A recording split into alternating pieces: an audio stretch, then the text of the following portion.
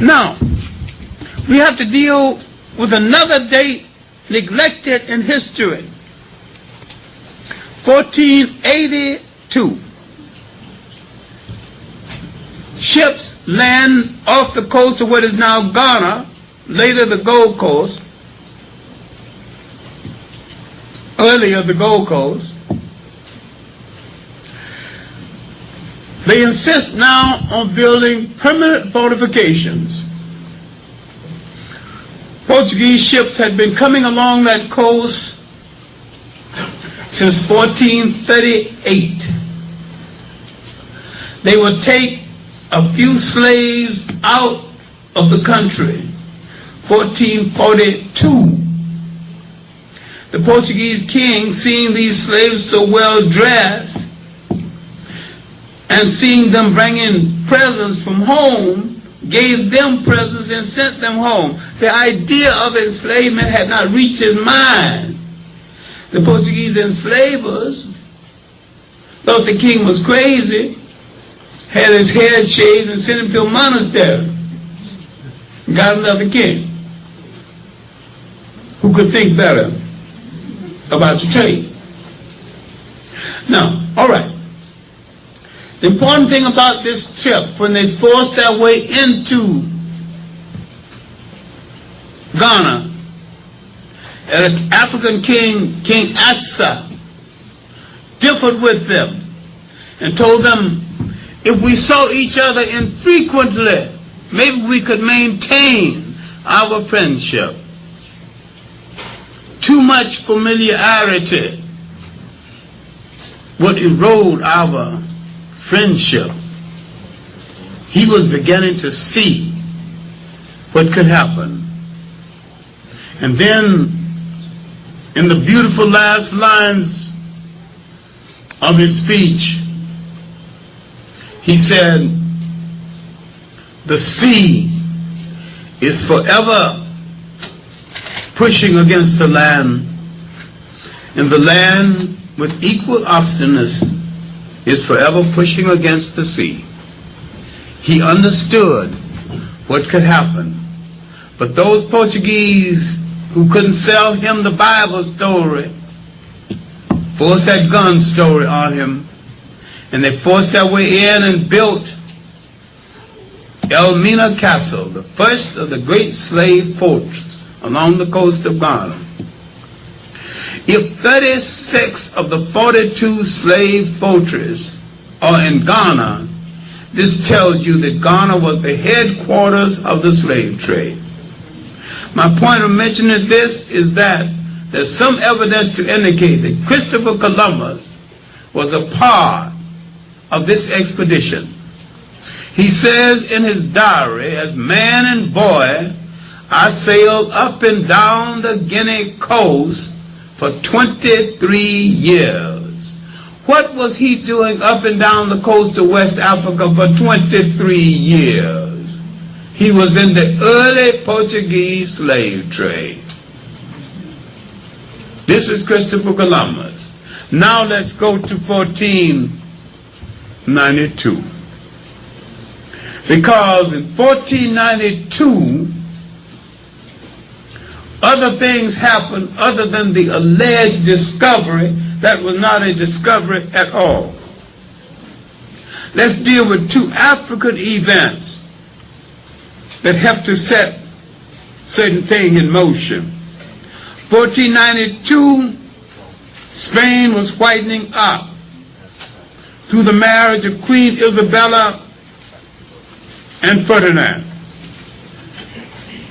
They began now to expel the Moors, the Africans, and the Arabs. If they expelled the Jews, and they did,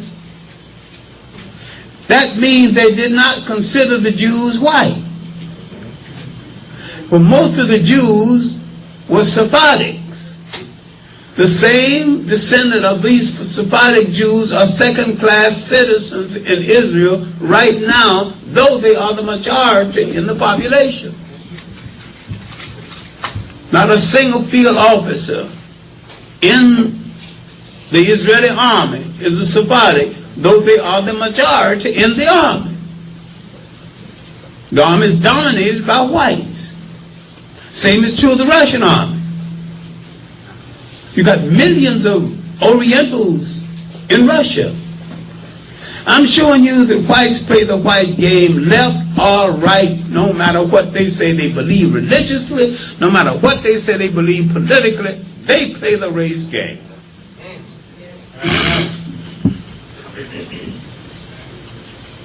You have over 30 million Muslims in Russia. And Russia is declared atheist nation. Now, Christopher Columbus, in this voyage, this early voyage, would have set in motion. Now, the expulsion of the Africans and the Arabs from Spain. Chapter 3. New enemies disguised as friends. The Ghanaian writer A. Adu Boahen, in the article, The Coming of the Europeans, gives us the following information about this significant event in history. Africa south of the Sahara has been known to the Europeans since Greco-Roman times, but it was not until the 4th decade of the 15th century that they began to arrive in numbers on the shores. The first to come were the Portuguese. They were followed in the 1450s by the Spaniards, who soon after abandoned Africa to explore the Americas. Toward the end of the century, some English and Frenchmen, adventurers, and traders arrived. However, the governments were not to give official backing to such enterprises until the 16th and 17th centuries. The Dutch were the next to appear on the African scene, and during the last decade of the 16th century, they effectively challenged the lead enjoyed by the Portuguese. The Danes dropped anchor in 1642, the Swedes in 1647, and the Brandenburgers in 1682. The reasons for this sudden surge of interest were partly political, partly economic, partly technological. In the first place, no overseas activities could succeed without the patronage and direction of a strong nation state enjoying stable and peaceful conditions at home, and no such nation states emerged in Europe until after the end of the 14th century, and these continued to be wrecked by foreign and civil wars for another 100 years or more. The nation states of Europe stabilized themselves and developed their own economy, mainly at the expense of African people. Professor Boahen further tells us that on balance then, politically, economically, and socially, the European presence and activities in Africa during the second period were virtually an unmitigated disaster for the Africans. By 1700, all the great hopes that had been conjured up during the earlier phase of exploration had turned sour. To borrow Basil Davison's terms, Africa had by then turned into the Black Mother, producing slaves solely in the interest of the growing capitalist system in Europe and the New World, and it was to do this for another 150 years. At the beginning of their contact, sub-Saharan Africa was politically, culturally, and artistically comparable to Europe. By 1700, Europe had leaped forward technologically and socially, but Africa and its black people had become paralyzed and impoverished, a tragedy from which they still have not recovered. In his pamphlet, The Man Who Stole a Continent, John Weatherwax spoke collectively on the British entry into the slave trade. While he used a single figure in relationship to this entry, he was actually referring to the collective assault of Europeans on the west coast of Africa and how the slave trade became a three-continent industry. There was a man who stole a continent, being cruel as well as greedy, and possessing power. He enslaved 20 million of its people, sending them over the ocean, 10 million to the Eastern Hemisphere and 10 million to the Western Hemisphere. In the process of capturing the 20 million people whom he sold, 80 million other people died, some during the slave raids, For when a village was raided, often the very young and the very old and the sick were killed, some from exposure, disease, and grief during shipment abroad, and some by self-deletion at the water's edge or in transit. The sale of 20 million human beings and slaves gave the man hundreds of millions of treasures, but this was only the start of his enrichment. He and his children and grandchildren and those whom they sold slaves received much, much more, many billions more, through their rapid labor of whole generations of slaves. But this too was not at the end of their enrichment. Professor Weatherratz concludes his analysis of the start of the slave trade in the following manner. For the morality of the man who stole a continent and of his children and grandchildren and agents can only be characterized as the most way out evil this world has ever seen. A way out evil is satanic and has only one possible end: to be cast out altogether and forever from the society known as mankind, to be cast into the burning fire, which is the natural home, to be remembered only by the generations which follow its end, and the most devastating catastrophes that ever befell mankind. The events described by John Weatherratz were the beginning of the African Holocaust and a period of protracted genocide that would change the political character of the world for all times to come. Welcome back, welcome back, welcome back. Happy Monday. Welcome back to On the Shoulders of Giants. I am Joseph Ward, continuing my reading of Dr. John Henry Clarke's book, Christopher Columbus and the African Holocaust, Slavery and the Rise of European Capitalism. Right. So I just read all of chapter 3 in my opening, and chapter 3 was basically 2.5 pages. So this video will be a pretty short video because chapter 4 is not that long either. So chapter 3 starts on page 45 and it goes to page 50. From 45, I'm tripping. From page 47. It goes from page 47 to page 50, or it ends on page 49, and the back of page 50 is blank. And then chapter 4 starts on page 51, slave trade and slavery in retrospect.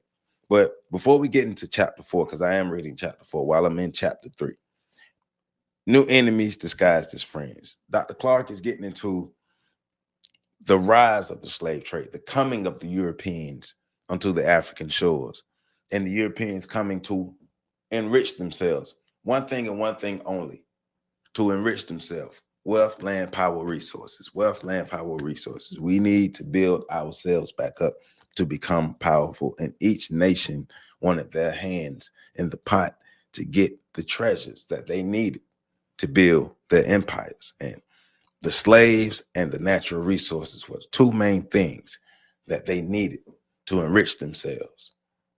And what Dr. Clarke is getting at with Christopher Columbus is he helped to set in motion all of these activities, right?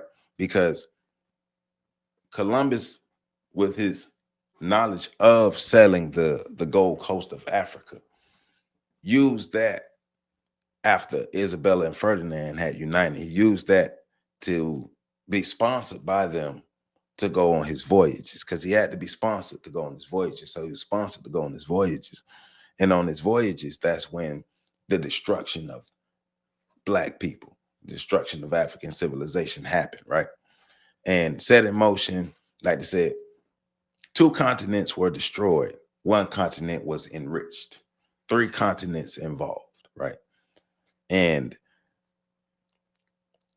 one man's ambitions, one man's treachery, one man's lies, one man's ideas backed by resources, backed by manpower, period, has the potential to be something that's a catastrophe for those who are not seen on the same level. And remember, all of this happened before the ideas of racism, right? Like we was talking about on Saturday.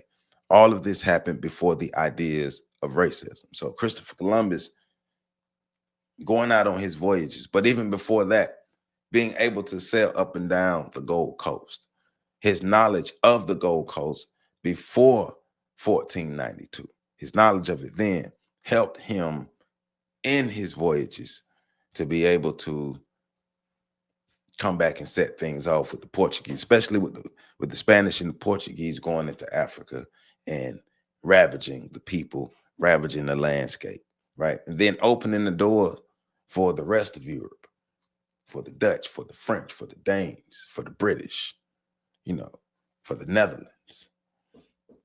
None of these countries are innocent, right? So this is answers to the why. Why are we here? Why does white supremacy exist? Why does racism exist? These are answers to those whys. It was the ambitions of the Europeans to enrich themselves and bring themselves into power and prominence. They wanted global dominance. They wanted to rule the world like any other group of people, right? They wanted to rule the world, especially those groups of people that were outside of Africa, the ones who all invaded Africa on global conquest. Europe, these different European countries, but Europe as a collective was on global conquest. So let's dive back into chapter 3, right? Because that was chapter 2 I just read. So chapter 3 on page 47. Chapter 4 on page 51 rather. On page 51, chapter 4, slave trade and slavery in retrospect. All right, so let's get into it. In this short appraisal of Christopher Columbus and the African Holocaust, I have reopened and re-examined a much written about subject that is still misunderstood by most people. The basis of this misunderstanding is in the fact that most students of this subject look upon the African slave trade as though it were the only system of slavery known to man. Slavery is an old institution, and there are no people who have not at some time in history been a victim of it. No group of people. All people have been victims of some kind of slavery at some point in human history, right? The African slave trade can best be understood if we at least take a brief look at the historical roots of slavery as a world institution.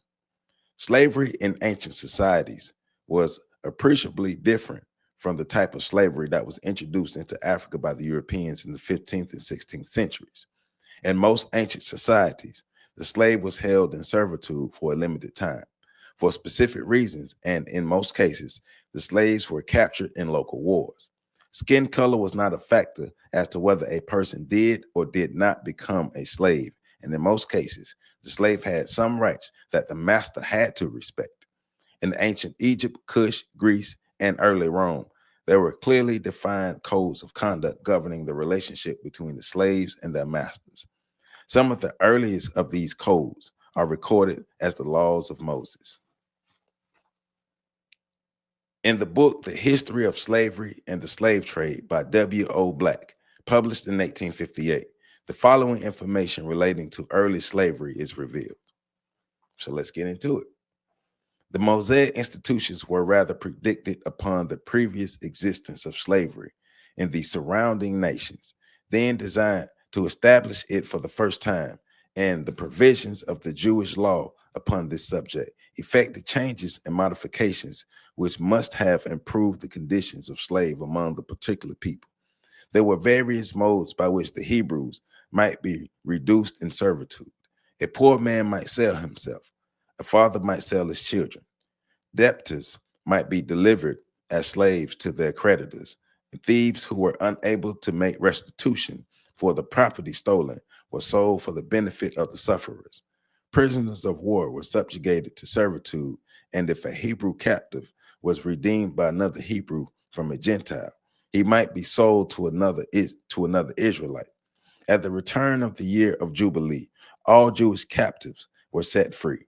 However, by some writers, it is stated that this did not does not apply to foreign slaves held in bondage, as over the master had entire control. The law of Moses proves that if a man smite his servant or is made with a rod, and he die under the hand, he shall be surely punished. This restriction is said by some to have applied only to Hebrew slaves and not to foreign captives who were owned by Jews. Mosaic laws declared the terms upon which a Hebrew who had been sold could redeem himself or be redeemed by his friends, and his right to take him and his wife and children were discharged from bondage. And that was from W.O. Black. The main point of this reference is that the slaves of the ancient world were considered with some humanity, right? This was nonetheless true of ancient Asia and Africa. In fact, in Africa, in both ancient and modern times, slaves have been known to rise above their servitude and become kings in the very houses in which they had been slaves, right? And so we know there was a distinct difference between chattel slavery and indentured servitude throughout the times of humanity. The fact that slavery existed in West Africa prior to contact with Europeans is often used to excuse the European slave trade. The two systems had few similarities. The tragic and distinguishing feature of the slave trade that was introduced by the European was that it totally dehumanized the slave. This dehumanization continued in many ways throughout the slavery period and well into the colonial era. The crucial act was supported by a rationale that was created in part by the Christian church and later extended by the writers of the 17th and 18th century. The myth of a people with no history and culture comes out of this period. All myths are contagious, and one can create many others. This fact can be better understood as some insight into how and why the slave trade came to be. Early in the 15th century, Europe began to recover from the wounds of the Middle Ages and the Crusades.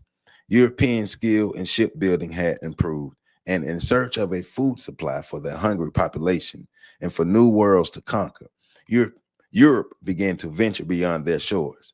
There are many reasons why the Europeans had not embarked upon the worldwide exploration before this time. Their ships were small and unsafe for long sea voyages. Oars were sometimes used to propel these ships, and the outcome of all voyages depended largely upon wind. There were no good maps or instruments to guide sailors through unknown waters. At that time, most Europeans were ignorant about the shape of the world, and some of them thought it was flat.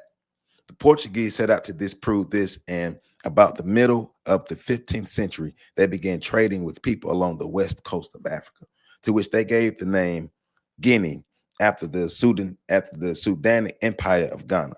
At first, they traded mainly in gold, but before long, they began to take slaves also. Social and political unrest began to develop among some of the nations of West Africa at the time Europe was regaining its strength and a degree of dignity. The first Europeans to visit the west coast of Africa did not have to fight their way in. They came as guests and were treated as guests. Later, they decided to stay as conquerors and slave traders. In order to gain a position strong enough to attain these ambitions, they began to take sides in African family disputes, very often supplying the family or tribe they favored with arms and using their favorites as slave catchers. A number of African nations went into the slave trade in order to buy guns and other European manufactured items. Others were forced to capture slaves or become slaves. The Europeans did not come to Africa initially to find slaves. For years, they had been hearing stories about the great riches of Africa. At the Battle of Quetta against the Muslims in 1450, Prince Henry of Portugal, who later became known as Prince Henry the Navigator, heard about the prosperity of Timbuktu and the wealth of the great states along the west coast of Africa. He also heard stories about the great African Christian king named Prester John. Remember, the stories of Prester John is really what propelled the Europeans to go sailing looking for riches to build up their wealth. Before the end of the 15th century, the Portuguese sailors had come to know the general shape of the continent of Africa. They traded regularly with African countries from 1471 on. Forts were built along the west coast, along the coast of West Africa. The most famous of these forts still in existence is Elmina Castle in what is now Ghana. The fort was started in 1482 by a Portuguese captain, Don Diego de Alma Asmabuya, something like that. Don Diego de Asmabuya. Because of the large profits gained by the Portuguese in their trading in this country, it was called the Gold Coast. During the latter half of the 15th century, European nationalism was reflected in the expansion of trade in both sales and manufactured goods. The marriage of Queen Isabella and King Ferdinand gave Europe the unity to drive out the Arabs and the Moors. Both Spain and Portugal were becoming powerful Mediterranean nations, right? In 1488, Bartolomeo Diaz had sailed around the southern tip of Africa. About 10 years later, another Portuguese sailor, Vasco da Gama, sailed past the point reached by Diaz. With the help of the Arab pilot, Vasco da Gama reached India in 1498. For Europe, the door to the west, to the vast world of Asia, was open. The rationale for justifying the slave trade had already started in Europe, with Europeans attempting to justify the enslavement of other Europeans. This is a neglected aspect of history that is rarely taken into consideration. There was a concerted effort to obtain European labor to open up the vast regions of the New World. In what became the United States, white enslavement started before black enslavement. In an article, White Servitude in the United States, published in Ebony in November of 1969, the Afro-American historian Lerone Bennett Jr. gives the following information about this period. When someone removes the cataracts of whiteness from our eyes, and when we look with unclouded vision on the bloody shadows of the American past, we will recognize for the first time that the Afro-American, who was so often second in freedom, was also second in slavery. Indeed, it will be revealed that the African-American was third in slavery, for he inherited his chains in the matter of speaking from the pioneer bondsmen who were red and white. And remember, what it's getting at is, first they tried to enslave fellow Europeans. It didn't work. Then they tried to enslave Native Americans. That didn't work. And that led to them enslaving the Africans. The enslavement of both red men and white men in the early American colonies was a contradiction of English law. The colonies were founded with the understanding that neither chattel slavery nor villanage would be recognized. Yet forced labor was widely used in England. This system was transferred to the colonies that used to justify a form of slavery that was visited upon red and white men. Concise information on this system and how it developed is revealed in the book Slavery and Abolition, 1831 to 1841 by Albert Bushnell, first published in 1906. It was decreed that the apprentice must serve his 7 years and take floggings and his master saw fit. The hired servant must carry out his contract in his term of service. Convicts of the state, often including political offenders, were slaves of the state and were sometimes sold to private owners overseas. The colonists claimed those rights over some of their white fellow countrymen. There was a large class of redemptioners who had agreed that their service should be sold for a brief term of years to pay their passage money, and of indenturement and indented servants brought by the masters under the legal obligation, who served even longer terms, subject to the same penalties and branding, whipping, and mutilation of African slaves. These forms of servitude were supposed to be limited in duration and transmitted no claim to the servant's children. In spite of this servitude, the presumption in law was that a white man was born free. The English settlers had at once begun to enslave their Indian neighbors, soothing their consciousness with the argument that it was right to make slaves of pagans. In large numbers, the Indians fled or died in captivity, leaving few of their descendants in bondage. The virgin soil of the New English settlements continued to need more labor.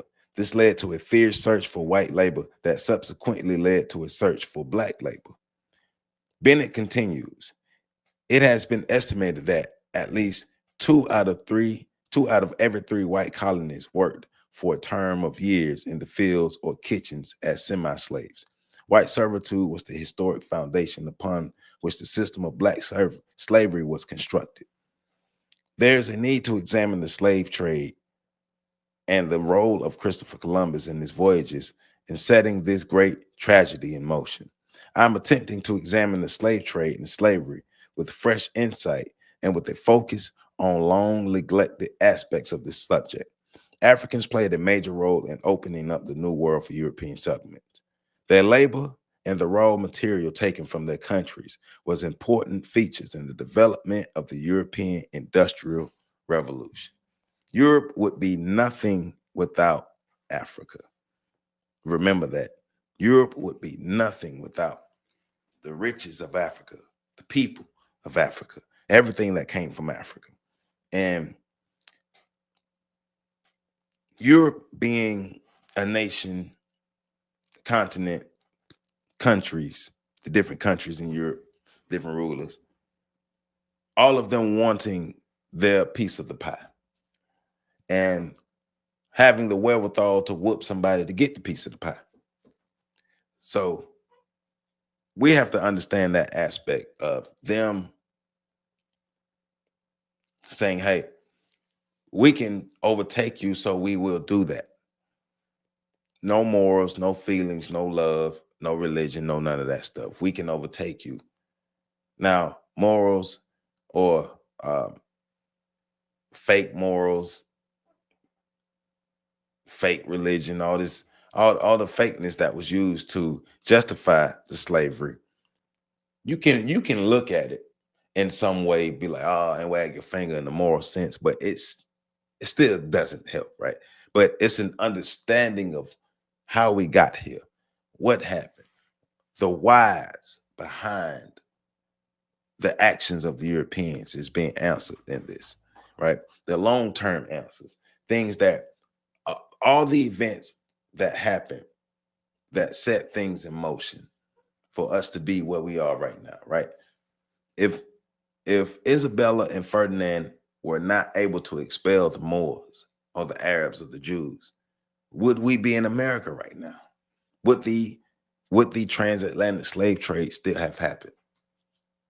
What would Africa look like if the Moors and the Arabs were able to defeat the Spanish and the Portuguese?